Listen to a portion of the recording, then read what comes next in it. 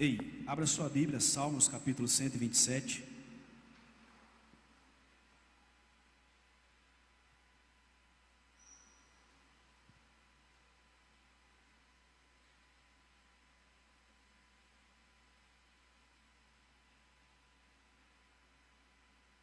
Salmos capítulo 127.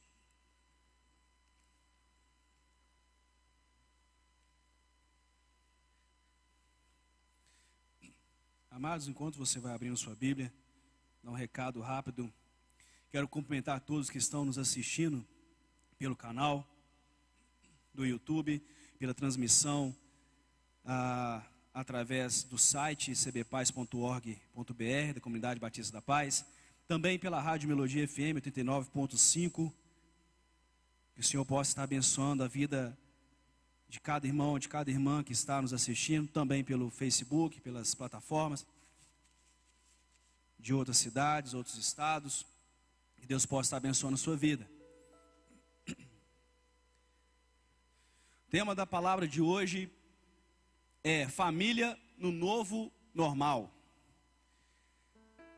E as Escrituras Sagradas nos ensinam que, no Salmo capítulo 127, exceto que o Senhor edifique a casa, trabalham em vão aqueles que edificam.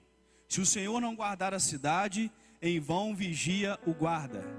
Em vão é para vós levantar cedo, repousar tarde, comer o pão da tristeza, pois assim ele dá aos seus amados o sono. Eis que os filhos são herança do Senhor, e o fruto do teu útero a tua recompensa. Como as flechas estão na mão de um homem poderoso, assim são os filhos na juventude. Feliz é o homem que tem a sua aljava cheia deles. Eles não serão envergonhados, mas falarão com os inimigos à porta. Abençoado é todo aquele que teme, capítulo 128. Abençoado é todo aquele que teme ao Senhor, que anda em seus caminhos. Pois comerás o trabalho das tuas mãos, feliz serás, e isso te será bem. A tua esposa será como uma videira frutífera pelos lados da tua casa, os teus filhos como plantas de oliveira ao redor da tua mesa. Eis que assim será abençoado o homem que teme ao Senhor. O Senhor te abençoará desde Sião, e tu verás o bem de Jerusalém todos os dias da tua vida. Sim, tu verás os filhos de teus filhos, e a paz sobre Israel. Pai, nós te louvamos nessa manhã. Te agradecemos, Pai eterno, pelo privilégio, pela oportunidade de mais uma vez estarmos em tua presença. Te pedimos, Senhor, traga a iluminação da tua palavra, a tua vontade, ó Deus, sobre a nossa mente, sobre o nosso coração, para que possamos, ó Deus, aprender, ó Pai querido, um pouco mais sobre as tuas sagradas escrituras. Traga, Senhor Deus, a revelação. Fica conosco. Que a tua graça, a tua paz, ó Pai querido, o teu amor seja derramado sobre nossas vidas, sobre cada família que é aqui representada, sobre cada lar, ó Pai querido, que está ao alcance dessa palavra e dessa mensagem. Pedimos a tua presença, a tua direção, em o nome de Jesus.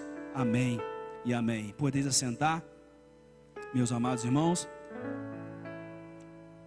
Essa palavra sobre a família no novo normal. Muito se tem ouvido falar sobre o novo normal, sobre o mundo que haverá pós-pandemia. E uma propaganda, quando eu estava pesquisando algumas coisas a respeito de alguns textos bíblicos, alguns dados estatísticos na internet, uma propaganda me chamou a atenção. Quando falava sobre o novo normal, e falava, e quando isso tudo passar, nós iremos retroceder? Nós iremos dar um passo atrás? Não. Nós iremos adiante, porque o mundo sofre mutações, o mundo sofre evolução, e estamos evoluindo. Só que aquelas imagens me chamaram a atenção, porque realmente, nesse novo normal, nesse mundo moderno, no mundo que passou por esse problema no ano de 2020, pela pandemia, muitas coisas realmente tiveram que mudar. Muitas mudanças aconteceram na sociedade, no trabalho, através do trabalho home office, muitas pessoas trabalhando em casa, nos estudos, por que não, de forma remota, através de plataformas online. Muitas coisas realmente mudaram na sociedade, e muitas coisas não vão voltar como eram antes. Mas me assusta quando a sociedade, quando a mídia fala sobre novas famílias. sobre um novo formato de família, sobre um novo formato de relacionamento entre homens, mulheres, crianças.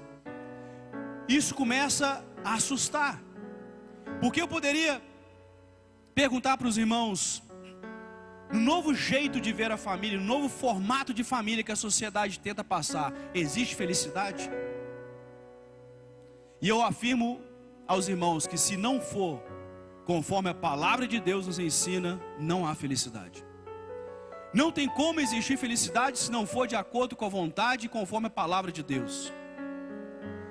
E através desses novos formatos de família, que iremos ver à luz da palavra, a sociedade tem sido atingida, a família tem sido atingida muito forte. Isso provou durante o tempo de pandemia, quando o índice de separação, de divórcio aumentou. No Brasil, até o mês de julho, porque os dados mais recentes do segundo semestre ainda não foram divulgados, o índice de divórcio no Brasil aumentou 16%. 16% o número de divórcio. Em algumas regiões metropolitanas chegou a subir 54% o número de divórcios. Separação entre marido e esposa. O índice de busca na internet pelo procedimento de como dar entrada na papelada para separação, irmão Mateus, aumentou 3.650%. Mais de 3.600% de aumento pelas buscas na internet de como dar entrada na papelada de separação. Amados, e por que isso tem acontecido? Isso até o mês de julho. Primeiro nós temos que entender que toda a sociedade, o Estado, todas as instituições que existem na face da terra, a base é a família. O princípio é a família. E se eu quero desconstruir algo criado por Deus, se eu quero desconstruir a sociedade, se eu quero desconstruir a forma de pensar, se eu quero colocar o Estado mais forte do que as pessoas, primeira coisa que eu preciso destruir, a família. É a base. Porque se eu destruo a família, eu destruo preceitos, conceitos, respeito, ordem, disciplina, ensinamento. Eu vou destruindo toda a base da sociedade. E é justamente aí que eu quero chegar, amados. Porque a família tem sido a mais atacada nesses últimos tempos. Porque o inimigo quer de toda forma destruir a base da criação de Deus, que é a minha e a sua família. Pastor, mas como entender qual que é a vontade de Deus? E por que a sociedade tem sido bombardeada com isso? O número de mulheres buscando a separação tem sido muito grande. E aí nós vamos para a palavra. O que a palavra de Deus nos ensina sobre o novo normal? A palavra de Deus nos ensina lá em Gênesis, no capítulo 2, versículo 24. Deus ele dá a instrução, quando ele fala, olha, o homem deixará o pai e sua mãe e unirá a sua mulher, e ambos serão uma só carne. Só nesse versículo nós temos 3 conceitos fundamentais do casamento. O casamento ele é heterossexual, ele é monogâmico e monossomático. A sociedade tenta apresentar outros modelos de família, famílias plurais, mas não é o que a palavra de Deus nos ensina. Ela nos diz que o homem deixará o seu pai e sua mãe e se unirá à sua mulher. Relacionamento heterossexual, para a formação de família. Ele é monogâmico porque a sua mulher, sua única mulher, uma só mulher. E monossomático, por quê? Porque só tem como ele se unir a uma só pessoa e se tornar uma só carne. Portanto, esse é o conceito principal, primário, que Deus, quando Ele constitui a família, Ele dá esse projeto. Pastor, mas muitos homens no passado tinham várias mulheres, inclusive grandes homens de Deus. É verdade. E eles pecaram por isso. Vou te dar o maior dos exemplos, Salomão, um homem sábio. Um homem que teve um pai que o ensinou que desde criança ele deveria buscar sabedoria. E Davi, seu pai, sempre ensinou, filho, busca em Deus sabedoria. Porque poder, riqueza, as coisas são consequências da vida. Busca sabedoria. E quando Salomão se tornou rei, Ele subiu ao monte, ofereceu sacrifício ao Senhor, e aquilo agradou a Deus. E Deus foi falar com Salomão e fala: Salomão, me pede o que você quiser que eu vou te dar. Salomão, na hora, lembrou do ensinamento do seu pai. Ele não pediu riqueza, ele não pediu poder. Ele falou para Deus, falou assim: me dá sabedoria para governar o teu povo. E aquilo alegrou o coração de Deus. E Deus fala: só porque você não me pediu outras coisas desse mundo, porque você me pediu sabedoria, eu vou te dar sabedoria. E eu vou também te dar riqueza, poder. Só que Salomão, com toda a sua sabedoria, ao escrever Cantares, Provérbios e Eclesiastes, 3 livros maravilhosos, nós podemos ver claramente que Salomão não foi feliz. Passou o homem mais sábio do mundo, não foi feliz? Não, porque ele esqueceu um preceito fundamental da palavra: ter uma só mulher. Ele teve 1000 mulheres, 300 esposas, 700 concubinas. Nos dias de hoje, a pessoa poderia falar: rapaz, Salomão era o cara, tinha 1000 mulheres. Se ele tivesse uma hoje, uma esposa hoje, ele só repetiria aquela mulher daqui a 3 anos. E Salomão escreve que o amor da vida dele ele não teve. Ele não conseguiu amar nenhuma das 1000 mulheres. Sabe por quê? Porque o amor criado por Deus, ele é monogâmico. Ele é monossomático.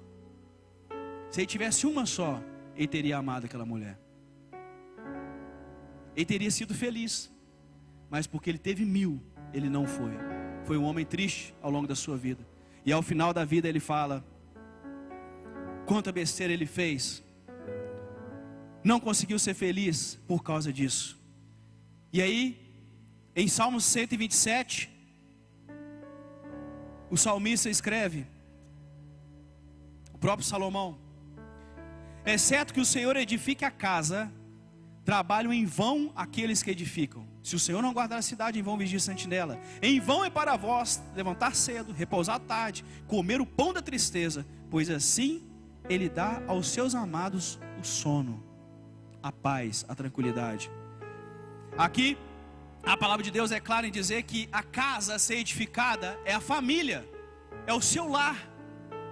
E ele fala: não adianta de nada você querer edificar a sua família, construir o seu lar pelo seu esforço próprio. Você querer correr atrás, você buscar pelo seu próprio conhecimento. Não adianta você levantar cedo, você trabalhar tarde. Não adianta você colocar a sua esperança de um lar feliz no outro.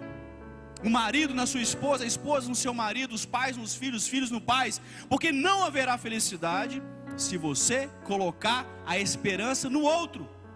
E nem mesmo no amor. Que isso, pastor? Mas se eu colocar a minha esperança, a minha fé no amor que eu tenho para minha esposa e meus filhos, não vou ter um lar feliz? Não! Porque a base não é nem mesmo o amor, a base é Deus. A base sempre foi Deus. Por isso que ele fala: não adianta você fazer nada se o Senhor não edificar a sua casa. Se o Senhor não edificar o seu lar, em vão você vai trabalhar. Em vão te é levantar de cedo, trabalhar o dia inteiro até de madrugada e virar à noite. E aí me faz lembrar de um exemplo de um casal do Espírito Santo. Eles casaram e eles firmaram um compromisso entre os dois: nós vamos trabalhar 15 anos. Durante 15 anos nós vamos trabalhar muito e juntar dinheiro para depois a gente ter uma vida estabilizada, uma vida tranquila. E aí os dois toparam. E aí a mulher saía às 7 da manhã, antes das 7, 6h30 saía, chegava em casa às 16. O marido saía antes, saía às 11 da manhã, chegava às 10 da noite. E eles levaram essa vida. Durante 15 anos eles trabalharam muito, cresceram em seus trabalhos, juntaram um dinheiro muito bom. Só que aí depois de 15 anos eles procuraram o pastor. Falaram assim: pastor, nós estamos separando. E o pastor perguntou: por quê? Ele falou assim: eu não conheço essa mulher. E ela falou assim: eu não conheço esse homem. 15 anos juntos, não tinham tempo para sentar à mesa, não tinham tempo para conversar, não tinham tempo para serem amigos, não tinham tempo para serem um casal, porque eles estavam focados em ganhar. Eles não leram o Salmo 127. Em vão para vós levantar cedo, repousar à tarde, comer o pão da tristeza, do trabalho árduo. se o Senhor não edificar o seu lar. Eles correram atrás de coisas passageiras, de riqueza, e ao final dos 15 anos se separaram. Olha que loucura, irmãos, que insanidade. Lutaram tanto para chegar em lugar nenhum. E agora vão ter que partir para um segundo relacionamento. Só que é triste dizer para esse casal, que James Camp trabalhou com casais durante décadas. Ele fez um estudo, inclusive escreveu um livro que nós trabalhamos o curso de noivo. Ele mostra que 75% do segundo casamento termina. 75%. Eles já vão entrar num segundo relacionamento porque trabalharam, fadigaram 15 anos sem se conhecer um ao outro. E a probabilidade de se separarem é muito grande. Imagine que você você mora em Belo Horizonte e vai para Brasília. Só que o índice de avião cair de Belo Horizonte para Brasília é de 75%. Ou seja, a cada 4 aviões, 3 caem. Você entra nesse voo, Fernando? Você entra, Daniel, num avião desse? Mas nunca. Se a cada 4 aviões que tem essa rota, 3 caem, eu não entro. E muitos entram no segundo casamento, sabendo que a probabilidade de acabar é de 75%. E o terceiro é mais ainda, chega na ordem de uns 90%. Amados, e no versículo seguinte, ele continua, mas ainda falando dessa questão do pão da tristeza. Amados, a felicidade não está no ter uma casa grande, não. A felicidade não está em ter um salário grande, um carro do ano. A felicidade não está aí. A felicidade está em viver em família. E aí o salmista continua: eis que os filhos são herança do Senhor, e o fruto do útero a tua recompensa, ou em algumas traduções, o teu galardão. Como as flechas estão na mão de um homem poderoso, assim são os filhos na juventude. E aí ele continua os versículos, e a gente poderia dividir o Salmo 127 e 128 em casamento, filhos e netos. Mas ele mostra que os filhos são a herança do Senhor. Você quer galardão de Deus? Tenha filhos. Eu nem vou dizer que é ordem de Deus crescer, multiplicar, encher a terra. Você poderia falar assim: mas passou, a terra já está cheia demais. Mas é ordenança. Eu nem vou dizer que o maior campo missionário é a criação de filhos, porque nós criamos filhos no caminho do Senhor. O maior princípio de discipulado que existe na face da terra é de pai para filho. Portanto, tenha filhos. Obedeça a lei do Senhor. Nem vou por aí não. Mas fala que é galardão da parte de Deus. Ou seja, é bênção da parte de Deus. É o favor de Deus para a sua vida. É a sua herança. E herança você não merece. Se seus pais morrem, não importa se você mereceu aquela herança, se você foi um bom filho, um filho ruim, você ganha herança, você recebe herança. Portanto, os filhos não é pelo seu merecimento, não. É porque Deus quer te dar. Os filhos são a herança do Senhor. É o seu galardão. É a bênção sobre a sua vida. São os seus filhos. E às vezes, amado, nós colocamos o nosso coração nas coisas e não nas pessoas. Esse é um outro erro muito grande dessa sociedade pós-moderna. Não tenha. Venha para a internet. Realize seus sonhos. Fique milionário, bilionário. Parece tão simples, tão fácil. E as pessoas dão a vida por aquilo e esquecem as pessoas. Qual foi o grande problema da pandemia? Os casais que não conversavam tiveram que conversar. Os problemas que eram jogados de lado começaram a aflorar. E os casais não tinham condições de se comunicar, de resolver os problemas. Por isso que o índice de divórcio aumentou. Misericórdia. Um tempo que para eles estarem mais juntos, mais unidos, começaram a se separar. Um outro problema da pandemia, o distanciamento social. Foi o que arrasou com o psicológico das pessoas. Porque Deus nos criou para andar em sociedade, em família, juntos. Valorizar pessoas, família, amigos, e não coisas. E aí me faz lembrar da história. Eu até busquei saber se a história era verdade. Infelizmente é. Um casal que trabalhou muito para adquirir um carro. E o sonho deles era ter um carro, um carrão, modelo novo, zero. E durante muito tempo eles juntaram dinheiro e conseguiram conquistar aquele carro. E o pai comprou aquele carro muito feliz e orgulhoso. Lateria, pintura, reluzente, espelhado. E eles tinham um menino de 4 anos. Menininho de 4 aninhos de idade.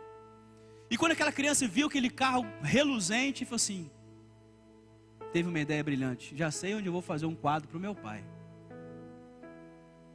E foi lá e com prego e desenhou na lataria do carro.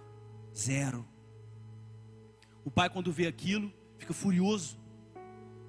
Quem já viu um homem descarregar fúria, raiva em alguém? Eu já vi. É terrível. A pessoa perde o controle. E aquele homem perdeu o controle e segurou a mãozinha do menino no capuz e começou a socar.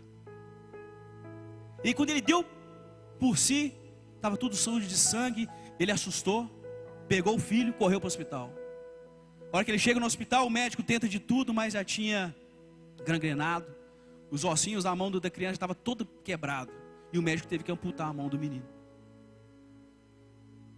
Aí no outro dia no hospital, quando o pai chega, o filho olha para o pai e fala assim, papai, me perdoa, eu nunca mais vou riscar o seu carro. Eu te pergunto, irmão, qual o prazer desse pai andar nesse carro? 0, bonito, novo. Que prazer essa família vai ter que andar nesse carro? Sabe por quê? Porque no momento de ira, aquele homem valorizou mais o objeto que o seu próprio filho, a herança que Deus tinha dado para ele, o galardão do próprio Deus para a vida dele. Ele valorizou mais um objeto. Irmãos, misericórdia de um mundo, de uma sociedade que valoriza o ter e não o ser, grandes casas, grandes salários, grandes riquezas, fortunas, mas não valorizam pessoas. E o salmista continua dizendo, como flechas lançadas, porque os filhos são alvo. E eu vejo muitas pessoas falando, eu crio meus filhos para o mundo. Não, não crie seus filhos para o mundo. Crie seus filhos para Deus. Crie seus filhos para a vida. O alvo, o flecheiro na antiguidade era um dos soldados mais valorizados. Porque antes de chegar ao campo de batalha, eles já lançavam os seus dados à distância. Só que eles lançavam com um alvo, com um objetivo. Qual que é o objetivo da criação dos seus filhos? Crie eles para Deus. Crie eles para a vida, para ter uma vida de paz, uma vida digna, uma vida reta.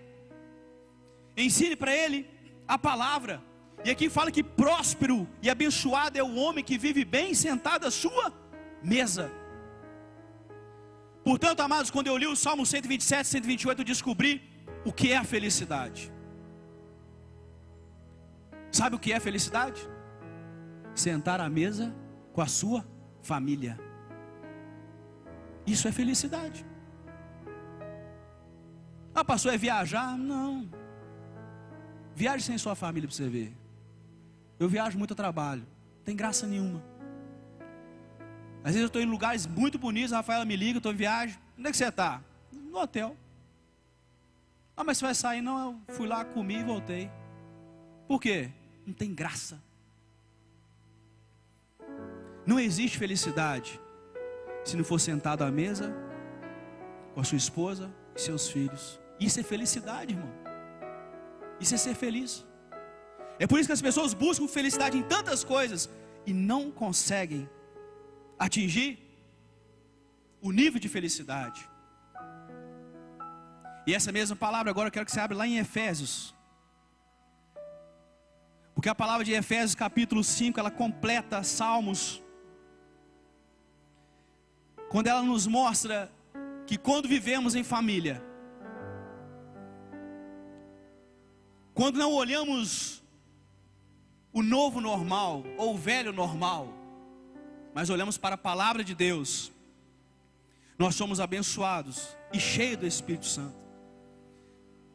E no capítulo 5, no verso 18 de Efésios, diz assim: e não vos embriagueis com vinho, no qual há excesso, mas enchei-vos do Espírito, falando entre vós com salmos, hinos e cânticos espirituais, cantando e louvando ao Senhor em vosso coração, dando sempre graças por todas as coisas a Deus e Pai, em nome de nosso Senhor Jesus Cristo, sujeitando-vos uns aos outros no temor de Deus. Esposas, sujeitai-vos a vosso marido como ao Senhor. Porque o marido é a cabeça da esposa, como também Cristo é a cabeça da igreja, sendo ele próprio o salvador do corpo. Portanto, assim como a igreja está sujeita a Cristo, assim também as mulheres sejam em tudo sujeitas ao seu marido. Maridos, amem suas esposas, assim como também Cristo amou a igreja e a si mesmo se entregou por ela, para santificar, purificando-a com a lavagem da água pela palavra, para apresentar a si mesmo igreja gloriosa, sem mácula ou ruga ou coisa semelhante, mas santa e irrepreensível. Assim devem os maridos amar a sua própria esposa como o seu próprio corpo. Quem ama a sua esposa, ama-se a si mesmo. Porque nenhum homem detestou a sua própria carne, antes alimenta e sustenta, como também o Senhor a igreja. Porque somos membros do seu corpo, da sua carne e dos seus ossos. Por isso o homem deixará o seu pai e sua mãe, e se unirá à sua esposa, e os dois serão uma só carne, fazendo referência a Gênesis 2:24. Este é um grande mistério, digo porém, a respeito de Cristo e a igreja. Assim também vós, cada um em particular, ame a sua própria esposa, como a si mesmo, e a esposa reverencie o seu marido. Capítulo 6. Filhos, obedecei a vossos pais no Senhor, porque isso é justo. Honra o teu pai e tua mãe, que é o primeiro mandamento com promessa, para que te vá bem e vivas muito tempo sobre a terra. E vós, pais, não provoqueis a ira vosso filho, mas criai-os na disciplina e admoestação do Senhor. Irmãos, que coisa tremenda. Porque quando entendemos qual que é o princípio de Deus para a família, lá em Salmos, nós entendemos também que aqui em Efésios capítulo 5, nos mostra como vivermos em família, e se vivermos em família, seremos cheios do Espírito Santo de Deus. E ele começa com uma ordem. Paulo, quando ele escreve aos Efésios, cheio do Espírito Santo, ele começa dizendo: não vos embriagueis com vinho, versículo 18, mas enchei-vos do Espírito, ponto. Aqui ele não faz uma sugestão, aqui ele não dá um conselho, não. Toda vez que a palavra de Deus escreve de forma imperativa, é uma ordem expressa de Deus. E aqui foi escrito de forma imperativa: não vos embriagueis com vinho, mas enchei-vos do Espírito. Portanto, é uma ordem direta de Deus, para que você não se embriague com vinho, mas que você se enche do Espírito Santo. Se você não está se enchendo do Espírito Santo, você está desobedecendo a Deus, porque isso aqui é uma ordem. E a ordem, quando é dada por Deus de forma imperativa, ela tem que ser cumprida todos os dias de nossa vida. Por quê? Porque ao sermos cheios do Espírito Santo de Deus, nós seremos direcionados pelo próprio Deus, na nossa forma de agir, no nosso temperamento, na nossa maturidade, nas nossas ações. Pastor, mas como ser cheio do Espírito Santo? Muitos poderiam falar: pastor, é só você orar muito, você ir num culto de sexta-feira à noite, no culto de libertação, ou então numa campanha, ou então no encontro com Deus, ou então não sei o que, sobe no monte 40 dias. Não. Para ser cheio do Espírito Santo de Deus não precisa nada disso. As próprias Escrituras nos ensina como ser cheios do Espírito Santo de Deus. E quem é cheio do Espírito Santo de Deus? Ele começa, o primeiro passo no versículo 18: não vos embriagueis com vinho. Não enchei o vosso coração, os seus olhos de pornografia. Não enchei o seu coração de avareza. Aqui quando ele fala não vos embriagueis com vinho, não ponha nada em primeiro lugar na sua vida. Por quê? Família. Por que eu não posso me embriagar com vinho? Porque eu preciso dar exemplo para os meus filhos. Eu preciso honrar minha esposa. É por isso que eu não vou me embriagar com vinho. Por que eu não vou me afundar na pornografia, na internet? Porque eu preciso honrar minha esposa. Eu preciso dar exemplo aos meus filhos. Por que eu não vou ser avarento, levantando de madrugada, dormindo tarde, virando madrugada, trabalhando para conquistar, para ter muita coisa? Porque eu preciso passar tempo com a minha família. Tudo se resume à família. E é por isso que a sociedade tenta destruir a família.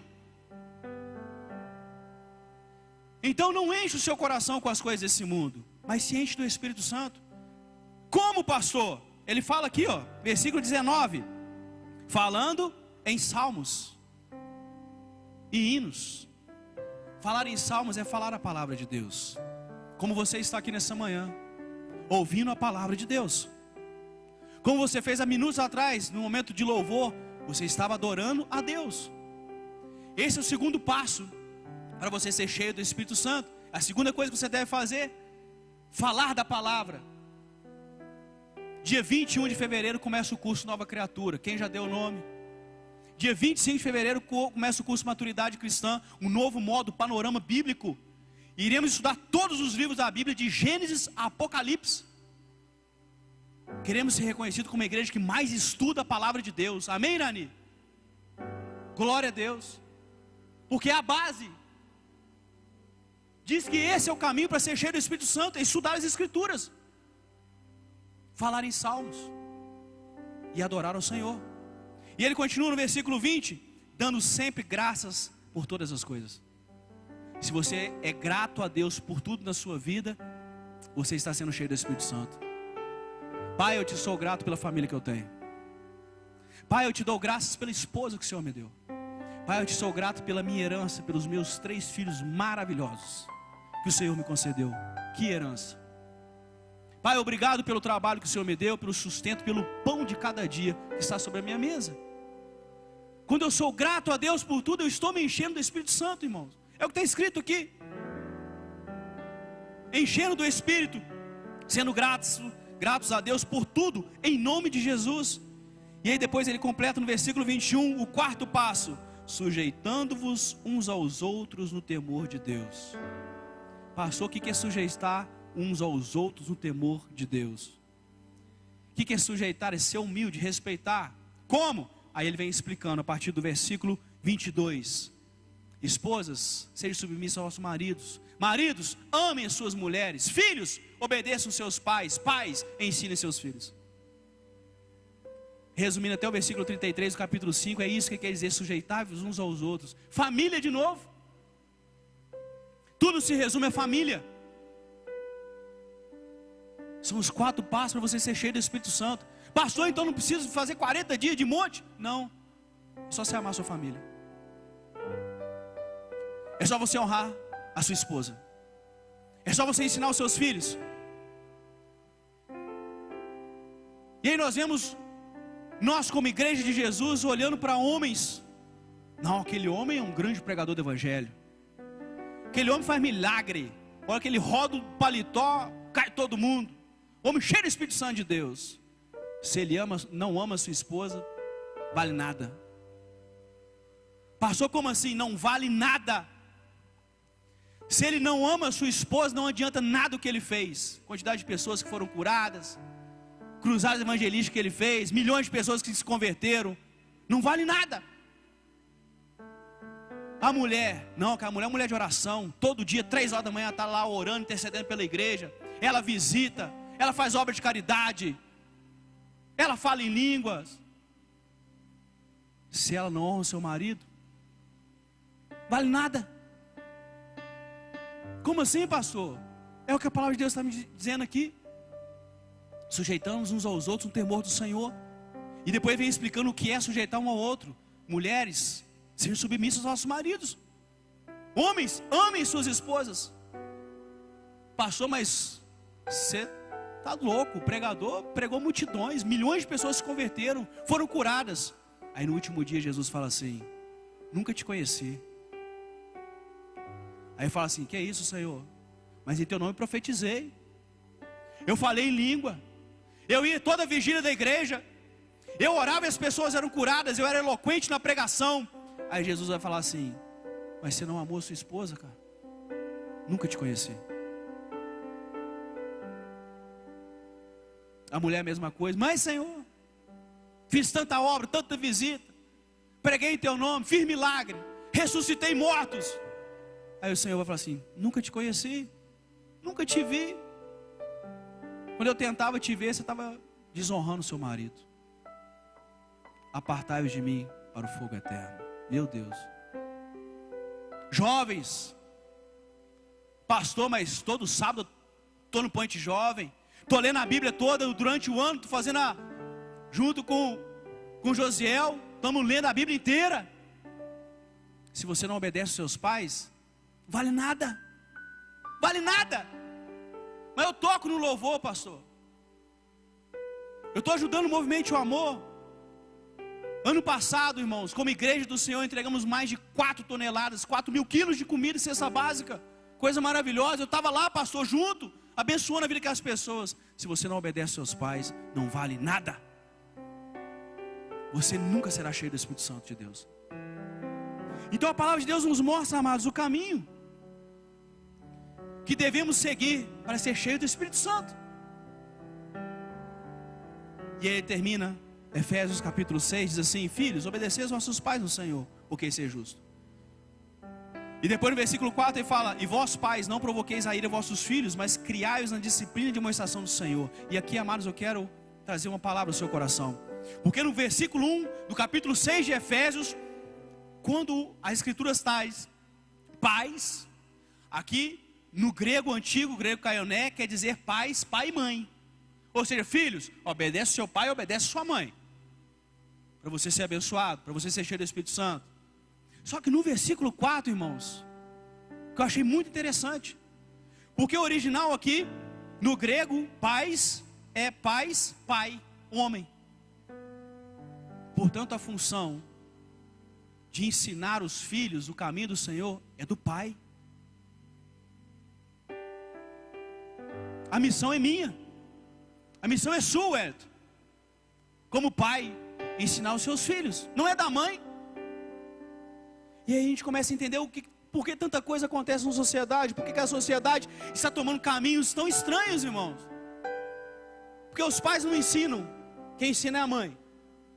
E aí o menino vai para a escola, é a professora. Ele chega no trabalho, é a chefa. Ele olha para a televisão. Aí ele fala assim: mas essa meninada hoje está ficando meio esquisitinha, meio efeminada. É claro. Cadê o modelo de homem? Cadê o modelo de pai dentro de casa? Pai, homem, você tem um papel fundamental na criação dos seus filhos. Porque aqui Efésios diz: pais, não o provoqueis a ira vossos filhos, mas criai-os na disciplina e administração do Senhor. Papel do pai, do homem.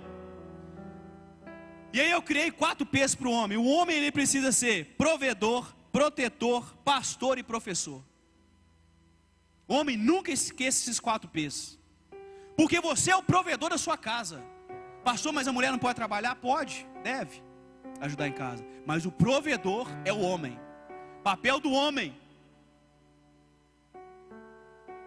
Dentro desse versículo a gente vê que o homem também, além de provedor, ele é protetor. É ele que protege a sua esposa, é ele que protege os seus filhos. Como, pastor? A gente não vive mais naquela época que tinha que andar na selva e tal. Não, proteja dos ataques do inimigo. Cubra a sua esposa e os seus filhos com oração. Interceda pela sua esposa e pelos seus filhos. Proteja os seus filhos dos ensinamentos malignos dessa sociedade que vai de mal a pior. Proteja a sua casa. Homem, proteja a sua família, seu papel, protetor. Proteja a sua esposa e seus filhos. Seja o pastor da sua casa. O que nós vemos mais hoje é a mulher puxando o marido para a igreja. Meu Deus, tudo errado. É o homem que tem que levantar mais cedo. É o homem que tem que cutucar na esposa: ó, mulher, vamos embora para a igreja, culto hoje. Vamos, meninada. Tem escola. Vamos aprender a palavra. Hoje está tudo invertido. Por isso que a sociedade vai de mal a pior. O homem não tem sido pastor da sua casa. Não tem sido pastor da sua esposa. Não tem sido pastor dos seus filhos. Amados, todas as noites eu falo em salmos com os meus filhos. A gente lê uma história bíblica antes deles dormirem. A não ser que às vezes quando a gente está saindo, volta, né, de viagem, alguma coisa, dorme no carro, aí não tem jeito. Mas a gente lê todo dia uma história bíblica. Já estamos na metade do Novo Testamento, terminando o Novo Testamento. Assim que eu terminar o Novo Testamento, eu volto lá em Gênesis, no capítulo 1, versículo 1, criação. Porque é meu papel ser pastor dos meus filhos. Eu só serei cheio do Espírito Santo se eu cumprir essa palavra: criai-os na disciplina e administração do Senhor. Senão eu não serei cheio do Espírito Santo de Deus, se eu não for pastor dos meus filhos. E professor, ensine. Ensine como seus filhos devem ser homens honestos, mulheres retas, dignas. Ensine. Seja exemplo. Porque assim, amados, vocês serão cheios do Espírito Santo de Deus. Se coloque de pé. Misericórdia, me alonguei um pouco no horário, me perdoe. Mas, amados, o velho normal, o novo normal, e daqui uns anos o novíssimo normal, não importa o nome do normal da sociedade, se era moderna, pós-moderna, ultramoderna, não importa o nome que eles queiram criar, importa é que nós vivemos segundo a palavra de Deus. Importa que nós vivemos segundo o que as Escrituras nos ensinam. Esse é o formato de família, de Gênesis, lá no capítulo 2 Deus nos ensinou, e será eternamente. A sociedade, o inimigo pode tentar destruir a família, pode tentar, mas sempre haverá um remanescente de homens e mulheres que temem ao Senhor, que vivem a verdadeira família, que busca, o homem busca ser o provedor, o protetor, o pastor, o professor da sua casa, dos seus filhos, a esposa que é submissa ao seu marido, o marido que ama a sua mulher, filhos que respeitem seus pais. E assim nós seremos cheios do Espírito Santo de Deus.